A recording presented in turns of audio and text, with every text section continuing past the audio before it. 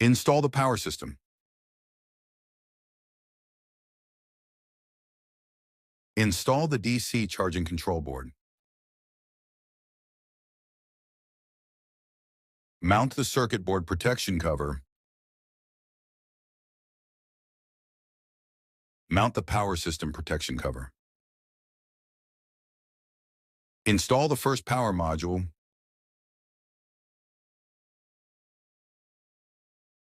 Install the second power module. Install the third power module. Install the fourth power module. Install the fifth power module. Install the sixth power module. Install the top fuse.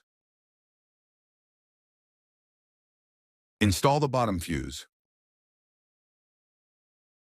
Mount the fuse protection cover. Put the right cable holder bracket in the open position. Put the left cable holder bracket in the open position. Install the left cable holder.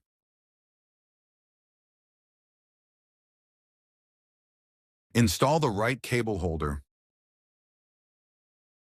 Install the right charging socket into the charging station.